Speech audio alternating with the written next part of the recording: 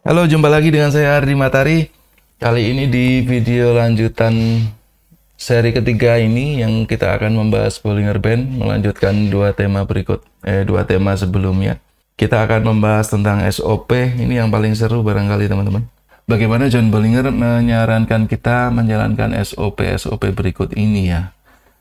Kita akan buka MT4 dulu dan oke, kembali saya mengajak teman-teman yang belum terdaftar di broker untuk join di micro account di PT Monex, PT MIFX. Bisa klik link deskripsi di bawah ini untuk join teman-teman dan tergabung under IB Matahari. Oke, SOP. Ada 1, 2, 3, 4, 5, 6, 7, 8 poin SOP yang disampaikan John Bollinger di antara 22 rules yang ditulisnya di website.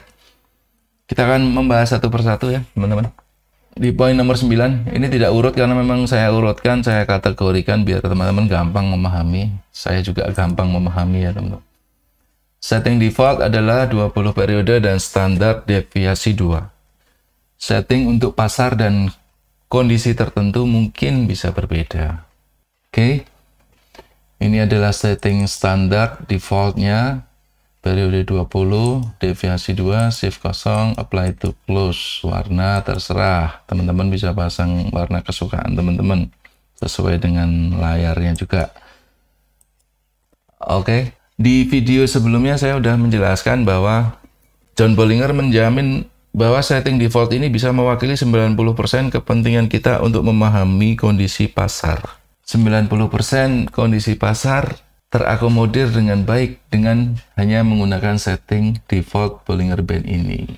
John Bollinger menjamin itu ya teman-teman. Jadi jaminannya pasti bukan jaminan lisan saja, tapi itu didapatkan dari hasil riset dan pembelajaran yang terus-menerus selama puluhan tahun ya teman-teman. Jadi menurut saya sangat kompeten dan sangat worth it untuk di follow.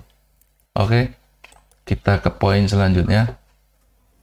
Poin nomor 1, Bollinger Band memberikan definisi relatif tinggi dan rendah. Pita atas sebagai relatif tinggi dan pita bawah sebagai relatif rendah. Ketika harga berada di pita atas, bisa dikatakan bahwa harga sedang tinggi atau relatif tinggi kalau sebutannya John Bollinger ya. Dan ketika harga berada di pita bawah, harga sedang relatif rendah. Kalau di bahasa kita barangkali kita mudah memahami ketika harga berada di pita atas, harga sedang mahal. Atau ketika harga sedang di bawah, harga sedang murah. Seperti itu, oke? Dan mid Bollinger Band ini bisa menjadi tanda atau penanda pemisah, pembagi, tren sedang naik atau turun. Jadi bisa diasumsikan bahwa secara psikologis ketika harga berada di bawah mid BB atau pita tengah band, ini bisa diasumsikan bahwa harga sedang cenderung ke bawah, sehingga bisa diaplikasikan bahwa ketika ini terjadi, fokus kita ketika ada di sisi ini ya, fokus kita lebih baik kita mencari posisi sell teman-teman. Dan ketika harga ada di atas seperti ini, kita fokus mencari posisi buy, begitu yang dimaksud ya. Dan ketika kita akan menjual, maka sebaiknya kita mencari posisi-posisi sell di band atas ya teman-teman. Semacam ini adalah posisi sell terbaik. Ketika kita ingin buy, kita mencari posisi buy di band yang bawah. Ini adalah posisi buy terbaik. Nah, multi time frame bisa kita gunakan untuk memahami ketika di monthly harga sedang di atas atau relatif tinggi, maka kita bisa mencari di time frame bawahnya kapan posisi yang baik untuk follow buy. Oke teman-teman, di sini sangat terlihat dengan jelas bahwa di time frame weekly itu berbeda dengan monthly. Di weekly dia berbagi harga murah dengan kita di sini teman-teman. Oke, di sini weekly menyajikan harga-harga murah untuk kita bisa follow buy untuk memenuhi tren monthly yang sedang naik ya teman-teman. Kita bisa turunkan lagi sampai ke daily.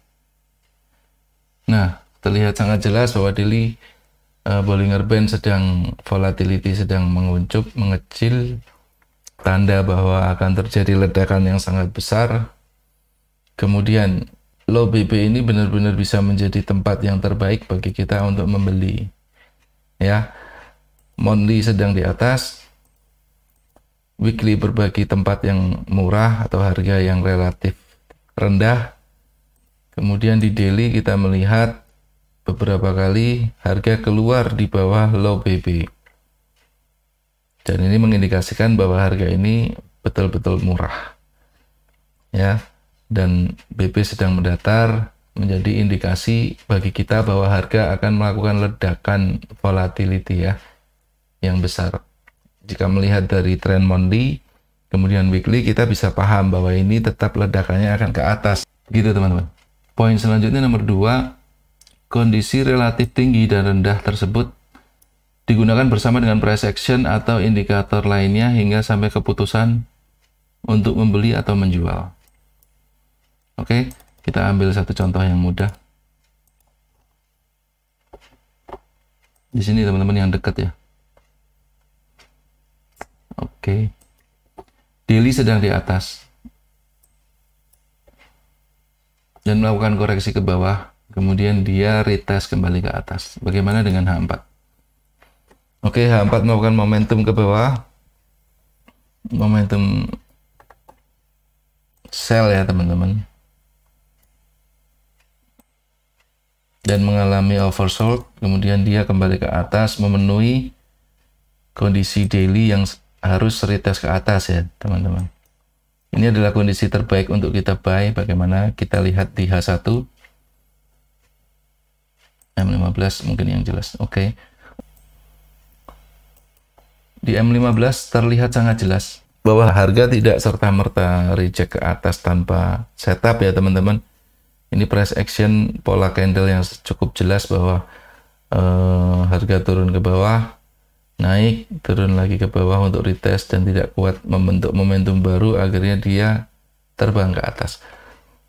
Atau ada yang menyebut ini kok double bottom, atau ini membentuk W, atau ya ini membentuk W dan kita masuk di second leg di sini, sekitaran sini kita buy.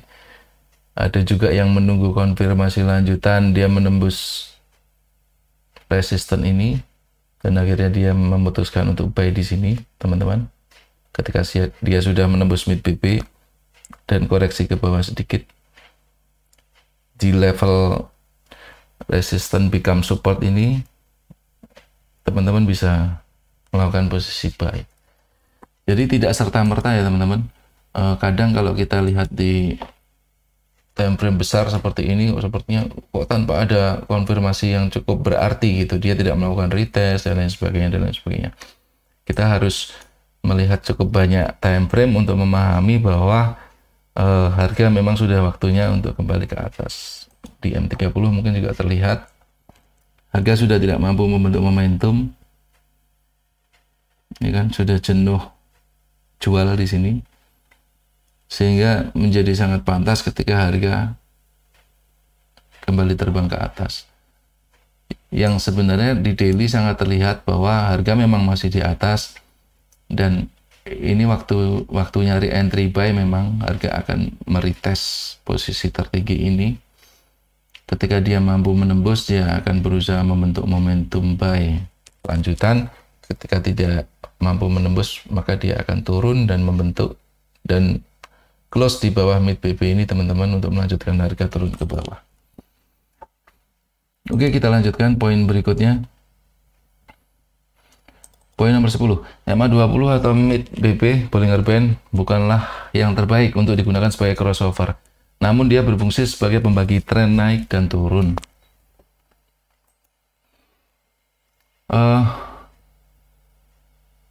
Ketika kita memutuskan untuk membeli di sini, dan ketika kita menggunakan mid BB sebagai acuan utama untuk kita eksekusi jual atau beli di sini, maka kita akan terlambat. Kemungkinan kita akan terlambat ya teman-teman. Karena ketika dia tembus, kita harus menunggu harga koreksi dulu.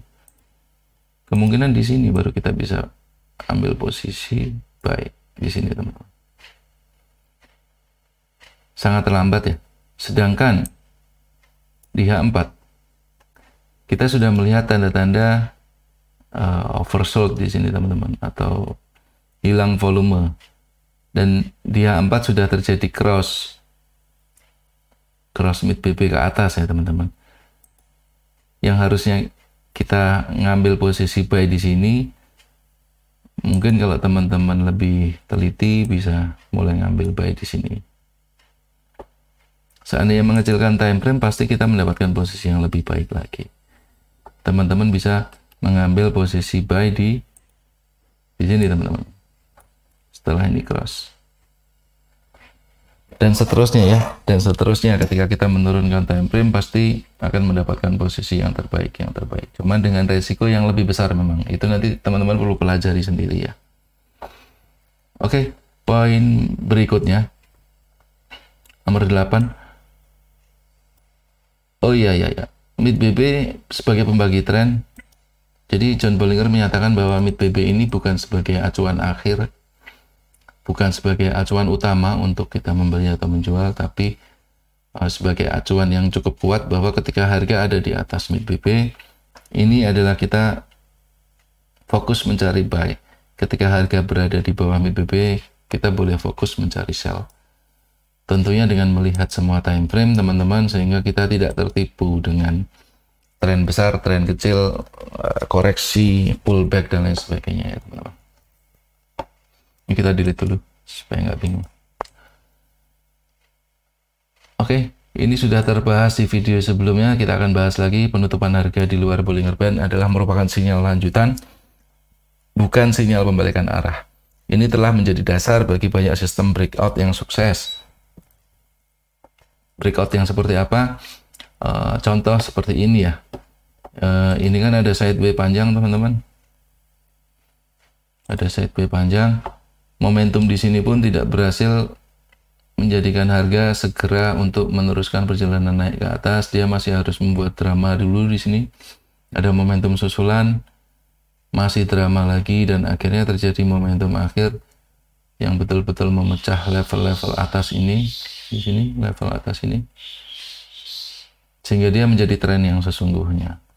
Dan terlihat di sini di bawah untuk awal memang masih ada momentum sell, kemudian dipatahkan dengan momentum buy, dan setelah itu tidak pernah terjadi momentum sell ya, teman-teman. Di sini juga momentum sell yang kurang tegas di sini ya. Mana tadi? Oh, malah nggak ada. Ini bukan momentum sell, teman-teman. Oke, contoh di area ini, area sideways ya, teman-teman. Kita bisa menggunakan cara trendline, barangkali teman-teman ada yang suka menggunakan trendline. Kita bisa melihat seandainya kita posisi ada di sini ya, teman-teman. Kita bisa menarik garis resisten ini dengan ini, kita cari titik tertinggi dan kebetulan memang sama, sehingga ini memang resisten yang cukup kuat. Dan ketika kita tarik history, ada nggak ya? Nah, jauh sekali, tapi teman-teman di sini pasti ada terjadi history yang mana dua titik ini, dua level ini memang menjadi resisten yang kuat ya, teman-teman. Dan kita bisa tarik garis terendah ya, menjadi support. Nah, di sini terlihat sangat jelas ketika harga membuat momentum dan menembus level resisten ini, close di atas level resisten, disitulah harga mulai bullish ya, teman-teman, mulai naik dengan sangat kuat. Setelah selama sebulan lebih melakukan sideways yang sangat panjang, ketika dia selesai melakukan sideways, dia meledak dengan sangat tinggi ya, teman-teman. Seperti yang kita ketahui, USD JPY sudah cukup lama ya, bertahun-tahun dia melakukan bullish ya, teman-teman, dari tahun 2021, 1 Januari. Dari Januari 2021 hingga sekarang, USD JPY melakukan tren bullish yang sangat kuat. dan belum terpatahkan sampai sekarang. Ketika candle close di atas stop BB, ini merupakan sinyal lanjutan atau sinyal kuat bahwa harga akan meneruskan perjalanan ke atas. Tidak sekedar close di atas stop BB, tapi juga sekaligus breakout menembus level resisten di sebelahnya yang cukup kuat ya. Breakout sekaligus menjadi momentum, disitulah kita bersiap-siap untuk follow trend ya. Kemudian di poin nomor 7, di harga yang sedang tren, harga bisa berjalan di atas pita high, dan ketika turun bisa berjalan di bawah pita low. Seperti ini teman-teman, jelas sekali ya. Namun yang pasti kita harus melihat mid BB teman-teman. Ketika mid BB ini berjalan naik, maka bisa dipastikan bahwa tren sedang naik. Ketika mid BB mendatar seperti ini, bukan secara kaku ya teman-teman, tapi mendatar yang seperti ini gitu, itu bisa dikatakan harga sedang sideways. Ini sedang naik, di sini sedang sideways. Ini sedang menurun sedikit, kemudian naik kembali gitu ya teman-teman. Dan ini tetap harus dilihat multi time frame. Monthly sedang naik ya, weekly naik, daily konsolidasi dan kembali naik. Di sini titik re-entry buy. H4 juga naik dan sedang berkonsolidasi. Apakah ini akan turun atau meneruskan perjalanan? Kita bisa lihat di time frame yang lebih kecil. Di sini sudah menunjukkan overbought teman-teman. M30 masih mampu membuat momentum. M15 juga masih mampu membuat momentum. M5 sudah membuat momentum ke bawah. Jadi teman-teman, cara membaca Bollinger Band seperti itu. Dari atas ke bawah kita harus ikuti supaya kita tahu pergerakan besar dan pergerakan kecil. Secara besar ini masih akan naik ke atas. Ini sudah mulai overbought juga, tapi monthly masih momentum ke atas. Jadi seandainya pun ini turun, dia akan mencetak re-entry untuk monthly ya teman-teman. Mungkin dia di bulan berikutnya akan turun, harus ada rebuy kembali untuk dia retest posisi tertinggi monthly yang sudah tertinggal ya. Begitu aturan Bollinger Band teman-teman. Dan kita bisa follow trennya dengan itu tadi, dengan momentum. Kita ulangi. Daily momentum naik dan sudah dari entry buy, dia naik. Kemudian terjadi pertanyaan, ini akan tembus ke atas atau tidak? Kita lihat di A4. A4 sudah momentum turun dan dia saat ini belum terlihat melakukan momentum buy. Ada potensi dia turun teman-teman, ada potensi juga dia naik teman-teman. Kita harus melihat. Oke, H1 masih naik, M30 pun masih naik teman-teman, dan belum ke bawah mid BB ya.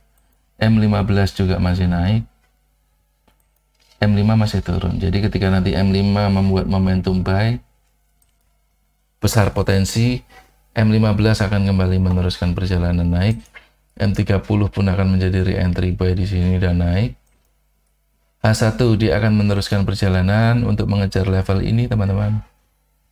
Kalau ini tertembus naik dan dia berhasil membuat momentum susulan, maka H4 pun akan menjadikan ini sebagai target berikutnya, membuat momentum buy, sehingga ini terbatal ya. Dan daily pun akan meneruskan. Weekly ada potensi untuk dia menjadi momentum baru. Monthly terus naik gitu teman-teman. Jadi kita harus hati-hati dalam follow momentum antar time frame di Bollinger Band.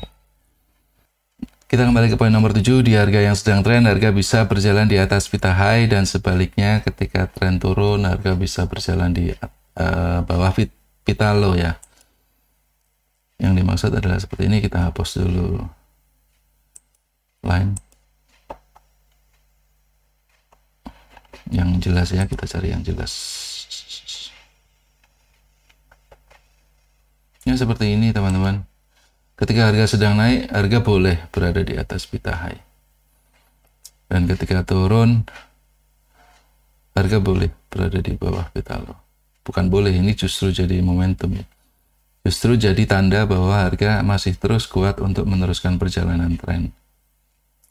Ini nampak tidak kuat, turun lagi, ternyata kuat lagi, gitu teman-teman. Begitulah. Poin nomor 11. Untuk mendapatkan hasil yang konsisten, maka jika rata-rata diperpanjang, maka standar deviasi juga perlu disesuaikan. Dari 2 pada periode 20 menjadi 2,1 pada periode 50. Demikian juga ketika periode diubah jadi 10, maka standar deviasinya diubah jadi 1,9. Kita coba teman-teman. Kita coba. Saya sendiri tidak menggunakan setting ini teman-teman, cuman jika ini memang dirasa perlu, John Bollinger memberikan caranya. Periode 50 deviasi 2 ya. Oke, seperti ini yang dimaksud. Rule tetap sama ketika dia melakukan momentum ke bawah, maka dia punya kekuatan untuk meneruskan perjalanan kembali ke bawah. Dia tidak kuat untuk naik membentuk tren ke atas, maka dia kembali ke bawah hingga dia menembus mid PP. Dia membuat momentum ke atas dan meneruskan perjalanan ke atas, teman-teman. Dan kalau dilihat dari deviasi 50, ternyata ini bukan momentum ya, teman-teman. Keren juga ternyata.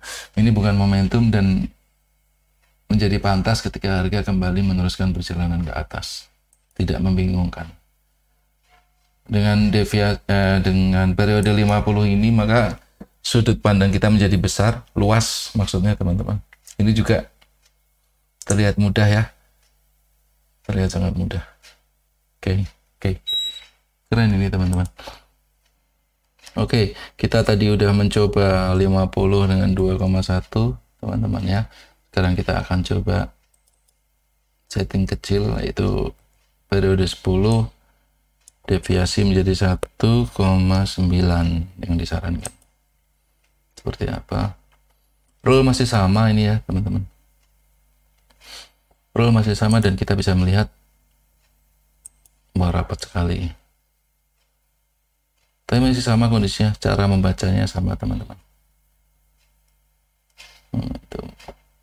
Oke, kelihatan ya, tetap kelihatan ya teman-teman. Cuman ini rumit.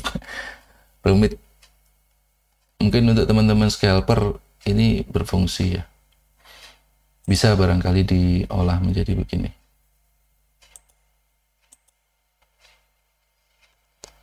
$22 umpama ini kuning.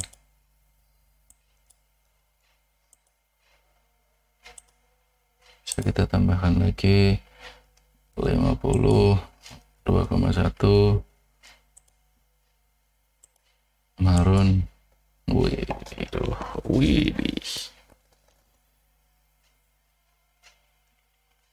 Nggak ada yang sulit teman-teman, kalaupun memang teman-teman tertarik silahkan. Tapi saya pribadi lebih suka menggunakan yang default ya. Mana. Default Bollinger Band ya, seperti ini. Ini udah cukup. Saya akan melihat potensi luasnya di time frame besar, dan saya akan melihat detail di time frame kecil ya. Ini membuat saya juga rajin membuka time frame yang lain teman-teman, sehingga tidak terpaku. Kalau setting Bollinger yang banyak tadi memang cukup bermanfaat ketika teman-teman hanya berpatok di satu time frame kecil, namanya H1 gitu, sehingga kita bisa melihat gambaran besarnya di Bollinger Band yang lebih luas gitu, lebih besar. Nah, kita ke inti pembicaraannya, kunci SOP. Ini salah satu role yang sangat keren dan ini saya gunakan terus sampai sekarang. Bollinger Band dapat digunakan dalam pengenalan pola untuk mendefinisikan pola harga murni seperti puncak M, double top atas, ya double top, dan W atau double bottom, dan momentum. Momentum udah terbahas ya, sepanjang video ini udah terbahas berkali-kali. Sekarang kita akan melihat kecenderungan harga, bagaimana cara harga berbalik ya teman-teman. Oke, selagi ada momentum seperti ini, harga setelah akan melakukan koreksi dan akan melakukan sell ya, resell, re-entry sell di sini. Dia akan meneruskan perjalanan turun dan di level ini dia akan terjadi perhelatan yang cukup kuat ya di level ini, seolah-olah tidak mampu tembus gitu. Nah, ketika kita take posisi di sini, sell di sini pun kita tidak perlu khawatir teman-teman, seandainya pun dia kembali naik, kita masih bisa SL plus atau stop loss dalam kondisi profit ya teman-teman di sini ketika dia berbalik arah. Ketika dia melanjutkan perjalanan, di sini terlihat bahwa harga tidak mampu membuat momentum sell susulan, atau bisa dikatakan ini oversold, atau bisa dikatakan ini hilang volume ya, volumenya menghilang, menyusut gitu teman-teman. Dan kita lihat berikutnya betul bahwa ini sinyal ya teman-teman, bukan setup belum terjadi. Ketika dia naik dan membuat resisten di sini di level ini, oke, kita bisa garis saja. Kita membuat resisten di sini, dia membuat resisten di sini, harga kembali retest ke bawah turun dan dia menembus resisten bersamaan dengan dia menembus mid PP dan dia meneruskan perjalanan. Ingat ya teman-teman, jangan buru-buru karena dia pasti akan kembali lagi di level resisten yang akhirnya menjadi support ini. Resisten become support. Di sinilah kita diberi kesempatan untuk open posisi buy ketika harga berbalik.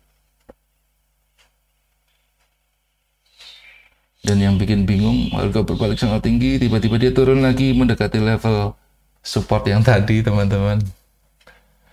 Ya, tapi dengan SL plus semua akan baik-baik aja ini. Cuman untuk kalian yang udah sangat pede dengan arah tren, bisa open lagi di sini ya, tanpa harus terkena SL plus yang di sini dibiarin atau sudah di take profit sebagian di ujung sini dan masih tersisa sedikit posisi. Kemudian ketika turun kita kembali open posisi buy untuk meneruskan tren ya. Teman-teman, itu tergantung kedewasaan trading kalian, knowledge dan lain-lain ya teman-teman. Dan apa yang dimaksud tadi adalah kita akan coba dengan line chart ya. Ketika harga akan berbalik arah, dia mempunyai kecenderungan untuk membentuk huruf W ya. W. Secara besar mungkin seperti ini. Nah, ini W. Ketika dia akan turun, dia akan membentuk huruf M. M. Di semua pembalikan pasti akan terjadi teman-teman. Ketika dia akan naik, kita tunggu dia bikin huruf W. Ketika dia akan turun seperti ini, kita tunggu dia bikin huruf M. Dan ketika akan naik, ini W kecil, ini ada W besar gitu ya. M untuk turun, dan untuk naik, kembali naik, dia membuat W gitu teman-teman. Begitu terjadi seterusnya. Bentuknya tidak harus sempurna seperti ini, jam terbang akan menjadikan kita lebih paham ya, double top yang seperti apa, double bottom yang seperti apa, ada yang nyebutnya head and shoulder, macam-macam ya teman-teman, belajar ya. Cuman yang ingin kita bahas di sini hari ini adalah bahwa Bollinger Band ini mampu menjadi kerangka atau rumah dari seluruh pergerakan pola candle yang sudah kita pelajari selain Bollinger Band. Kita bisa padukan dengan apapun. Dan semua yang kita gunakan itu bisa menjadi saling konfirmasi ya teman-teman, membuat kita semakin yakin dengan posisi yang kita buat. Oke, ini momentum dan ini seperti over, dan ini sedang membuat kenaikan seolah-olah menjadikan double top teman-teman. Ada potensi dia akan turun ke bawah ya teman-teman, potensi ya, jangan langsung dimakan utuh di sini sel ya. Jangan ala Rambo gitu. Di sini pun terlihat membuat huruf W ya, turun, naik, turun, naik, naik, turun, naik, turun, begitu ya teman-teman. Terus kalau mau lebih aman, ketika ini turun, kita tunggu ini terjadi. Ada apa namanya ini? Ada support yang tertembus dari atas. Dan akhirnya support ini menjadi resisten ya teman-teman, menjadi resisten di sini. Ini juga nih, yang ini menjadi resisten di sini. Ya, area inilah kita jangan kaku terhadap level atau garis ya teman-teman. Ketika ini menjadi candle merah ini ya teman-teman, kita perbesar.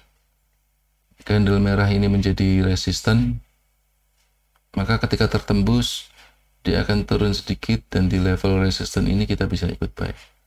Ini nanti terlihat sangat jelas di time frame yang lebih kecil, teman-teman. Kita cek. Oke. Kita akan coba pahami bagaimana harga berbalik ya. Oh, di H4. Di sini, teman-teman. Nah. Naik, turun, naik, turun. Resisten tertembus support. Nah, di sini kita bisa open posisi buy. Ya. Walaupun terkesan telat, terlambat, cuman ini nggak buruk ya teman-teman, sama sekali nggak buruk. Konfirmasi yang lengkap seperti ini akan menyelamatkan trading kita, dan saya tidak akan menyalahkan. Bahkan ini bagus ketika teman-teman maunya hanya nunggu ketika momentum terjadi, nggak ada masalah, kita akan buy di sini, nggak ada masalah. Itu bagus teman-teman, karena harga tidak mempunyai ujung, harga tidak mempunyai pojok ya teman-teman. Jadi ketika ini bergerak naik juga kita nggak perlu khawatir bahwa ini menjadi harga tertinggi gitu teman-teman.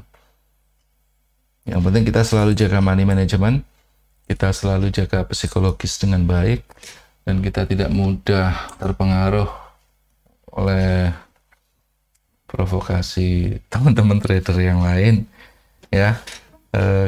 Komunitas biarkan menjadi ajang kita untuk berbagi, ajang kita untuk ngobrol-ngobrol dengan teman-teman yang seide, sepemahaman ya, sepemahaman. Tapi kita saling menjaga supaya tidak saling mempengaruhi dan merusak style trading masing-masing. Oke, itu adalah kunci SOP yang terpenting menurut saya dari apa yang disampaikan oleh John Bollinger, bahwa dengan Bollinger Band dan dengan pola M serta W dan jam terbang yang cukup, kita akan selamatlah dalam melaksanakan trading.